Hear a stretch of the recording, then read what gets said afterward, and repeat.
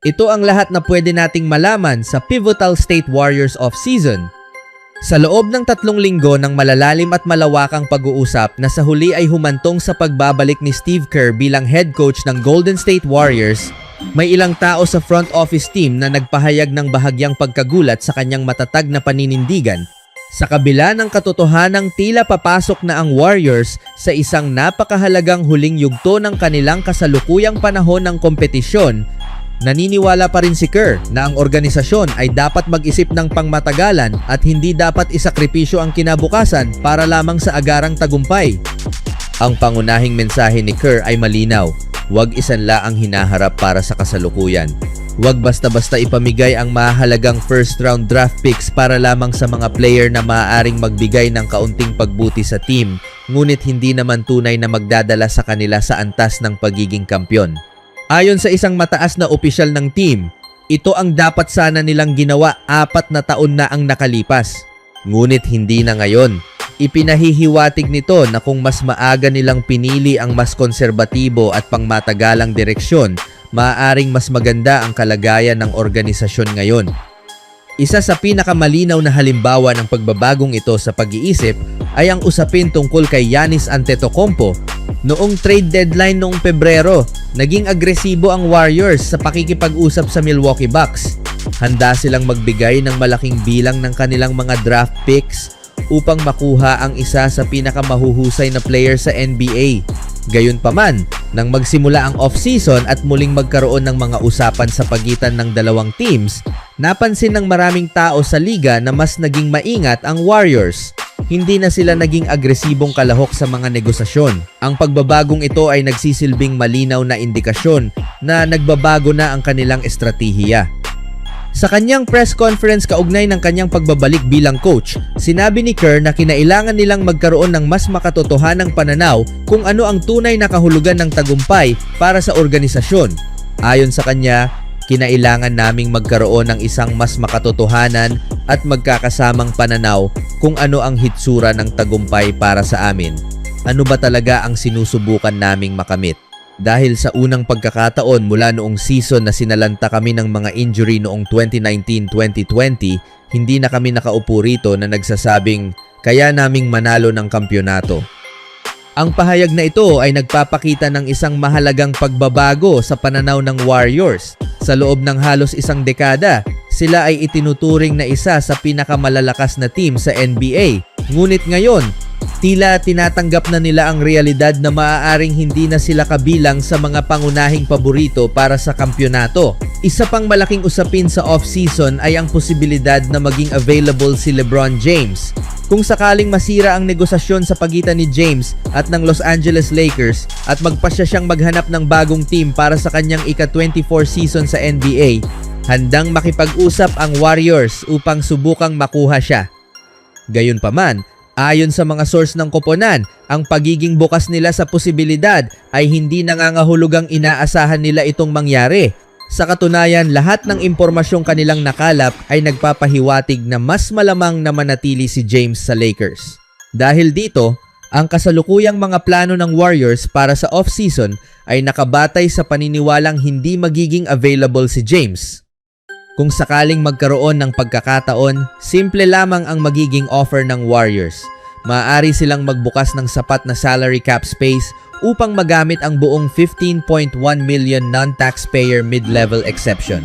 Ito ay isang kontratang may mababang panganib para sa team, ngunit maaaring magbigay ng malaking pakinabang sa loob at labas ng court. Sa presyong iyon, malinaw na si James ang pangunahing target. Maaari rin nilang idagdag ang isang player option para sa ikalawang taon ng kontrata at isama si Stephen Curry sa proseso ng pagre-recruit kung kinakailangan. Ngunit hanggang ngayon, hindi pa nila sinusubukang gawin ito dahil wala silang nakikitang indikasyon na bukas ang posibilidad. Hindi lang si James ang tinitingnan ng Warriors bilang posibleng makuha. Bago ang trade deadline noong Pebrero, sinuri rin nila ang posibilidad na makuha si Kawhi Leonard mula sa Clippers. Bagamat mas bukas na raw ang Clippers sa pakikinig ng mga offer, tumanggi pa rin ang may-ari na si Steve Ballmer na ipagpalit siya.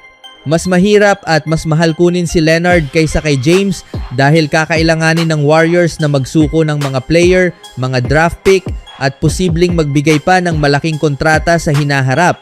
Dahil dito, mas mataas ang panganib ng naturang trade. Samantala, patuloy na naghahanap ang Warriors ng veteranong wing player na makakatulong agad sa kanilang kampanya. Isa sa kanilang pangunahing target ay si Trey Murphy ng New Orleans Pelicans. Matagal na siyang minamanmanan ng Warriors dahil sa kanyang laki, husay sa opensa at depensa, at batang edad na 25 na makakatulong din sa pagpapabata ng roster.